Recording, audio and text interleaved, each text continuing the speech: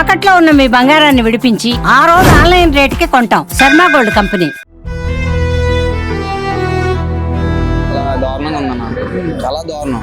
బతుకుతారో లేరు కూడా చెప్పలేము, అలా ఉన్నారు. ఓనర్ అయితే చాలా హ్యాండ్ లేదు, కాలు అన్ని చాలా దారుణంగా ఉన్నారు ఓనర్. ఫస్ట్ ఓనర్ లేరు అనుకున్నాము, వెనకామాల చూస్తే ఓనర్ పడి ఉన్నారు. మళ్ళీ లీక్ అవుతుందంటే అందరు పారిపోయారు, పారిపోయారు.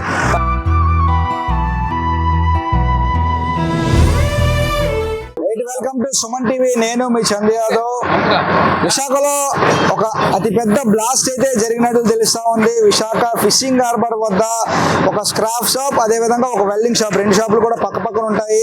సో ఇందులో ఆ వెల్డింగ్ షాప్ లో బ్లాస్ట్ జరిగినట్టు తెలుస్తా ఉంది. ఆ బ్లాస్ట్ దాటికి రెండు షాపులు కూడా తునకలైపోయి అందులో పనిచేస్తున్న వారు కూడా చనిపోయినట్టు తెలుస్తుంది. సో స్థానిక ప్రజలు మన దగ్గర ఉన్నారు. అసలు ప్రమాదం ఏ విధంగా జరిగింది, ఎట్లా జరిగిందో స్థానిక ప్రజలు ఏమంటున్నారు అడిగి తెలుసుకునే ప్రయత్నం చేద్దాం. అన్న, నీ పేరు?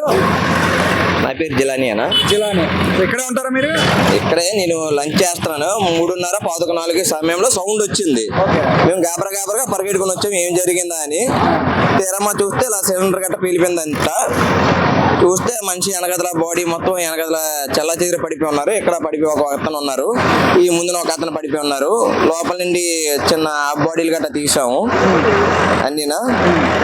వెనకదల బాగా అయితే మనిషి ఓనర్ అయితే చాలా హ్యాండ్ లేదు, కాలు అన్ని చాలా దారుణంగా ఉన్నారు. ఓనర్ మెయిన్ అతనే హెడ్, అతనే చాలా గణేష్ గారే, అతనే బాగా ఇంజరీ అయిపోయారు. బాగానా చాలాగా గట్టిగా తినేశారు. మరి మిగతా వాళ్ళ పేర్లు మనకు తెలియవు. ఓనర్ గారి పేరు అయితే మనకు తెలుసు, చిన్నప్పటి నుంచి తిరిగాం కాబట్టి, అతనితో క్లోజ్గా ఉన్నాం కాబట్టి మాకు తెలుసు కాబట్టి అందుకని. సో నువ్వు చూసే సమయానికి అసలు పరిస్థితి ఎట్లా ఉందన్న? నేను అప్పుడే భోజనం చేస్తున్నానన్న, ఇంకా ఇంట్లో భోజనం చేస్తున్న టైంలోనే తప్పమని సౌండ్ వచ్చింది. మేమేం ట్రాన్స్ఫారం అనుకున్నాం, మేము ట్రాన్స్ఫారం కాదంట, అది గ్యాస్ సిలిండర్ అన్నారు. ట్రాన్స్ఫారం కాదు అది. మేము గాబర పరిగెట్టుకొని బయటకు వచ్చి చూడగానే చల్ల చెదిరి పడిపోయి ఫస్ట్ ఓనర్ లేరు అనుకున్నాము. వెనకామాల చూస్తే ఓనర్ అటు పడి ఉన్నారు. అక్కడికి వెళ్ళి మొత్తం బాడీ అది మేమే తీసాము, తీసి పెట్టి అలా మాత్రి వరకు వెళ్ళి వచ్చాను. నువ్వు చూసినప్పుడు ఎంతమంది చనిపోయారు, ఎంతమంది గాయపడ్డారు? నేను చూసినప్పుడు అయితే ఆ స్క్రాప్ షాప్ అతను ఒక గాయపడ్డాడు, ముచ్చేలని ఒక అతను రేకుల కింద ఒకడు ఉండిపోయాడు, ఒక అతను అయితే ఇక్కడ చనిపోయాడు, ఒక అతను ఎక్కడైతే ఇక్కడ పడి ఉన్నాడు. ఆ ప్రమాదానికి తుల్లిపోయి బాడీలన్నీ అన్నీనా తుల్లిపోయి చల్లా చెదిరైపోయాయి. మొత్తం ఓనర్ అయితే వెనకదల బాగా. బ్లాస్ట్ అనేది లోపల షాప్ లోపల జరిగిందా? బయటనేనా? ఓకే. సో నువ్వు చెప్పు బ్రదరు, అసలు సంఘటన జరిగినప్పుడు ఉన్నానంటున్నారు. అసలు సంఘటన జరిగినప్పుడు పరిస్థితులు ఎట్లా ఉన్నాయి? నేను 4 o'clock వచ్చినప్పుడు అంతా బాగానే ఉంది. ఇలా లోపలికి వెళ్ళాను, ఇక్కడ షాప్ మాది. ఇలా లోపలికి వెళ్ళి ఇలా వెళ్తున్నాను, ఇంకా పెద్ద సౌండ్ వచ్చింది. రాగానే మొత్తం ఇదంతా సైలెంట్గా ఉంది. ఎవరికాలు పడిపోయి సైలెంట్గా ఉంది. ఎవరు లేపట్లేదు, ఫోన్లు చేయట్లేదు. ఆ తర్వాత అందరు పరిగెట్టుకుని వస్తే చాలా మంది వచ్చారు. చాలా మంది తర్వాత మళ్ళీ లీక్ అవుతుందంటే అందరు పారిపోయారు, పారిపోయిన తర్వాత అలా మా ఫ్రెండ్స్ ఆ బాడీలు తీయడం, అప్పుడు అందరూ వచ్చారు. ఎంతమంది చనిపోయారు అసలు నువ్వు చూసేటప్పటికి? నేను చూసేటప్పటికి అతను ఒకడు అక్కడ మొత్తం లేదు, ఇంకా ప్రాణం కాలిపోయాడు, మొత్తం స్కిల్టన్ అయిపోయాడు. ఒకడేమో నడుచుకొని వచ్చేస్తున్నాడు, మొత్తం కాలిపోయాడు. ఒకడేమో అటుపక్క ఉన్నాడు. ఒక అతనికి అక్కడి నుంచి తీశారు, మొత్తం కాల్ లేదు, చెయ్యలేదు, ఏమీ లేదు. బ్యాక్ సైడ్ కి మొత్తం గుండె అయిపోయాడు, బుర్ర ఒకటే కనబడుతుంది. సో ఇప్పుడు ముగ్గురు చనిపోయారని అందరూ చెప్తా ఉన్నారు. కొంతమంది అంటే దెబ్బలు తగిలిన వాళ్ళు ఎంతమంది, సుమారు 4 ఉన్నారు అనిపిస్తుంది. సో ఈ ముగ్గురు ఉన్నారు. సో ఆ ముగ్గురిని చూసే వారి పరిస్థితి ఎట్లా ఉంది? వాళ్ళ పరిస్థితి చాలా దారుణంగా ఉందన్న, చాలా దారుణం. బతుకుతారో లేరు కూడా చెప్పలేము, అలాగ ఉన్నారు. నాశనం అయిపోయింది మొత్తం.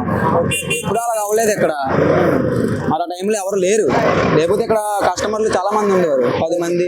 ఎవరు షాప్ కూడా ఎక్కలేదు, అక్కడ 10 మంది దాకా ఉండేవారు డైలీ. అదే షాప్ పక్క షాపు మామూలు అదే డ్రింకులు అవి అలాగా. షాప్ తీయలేదు ఈ రోజే తీయలేదు.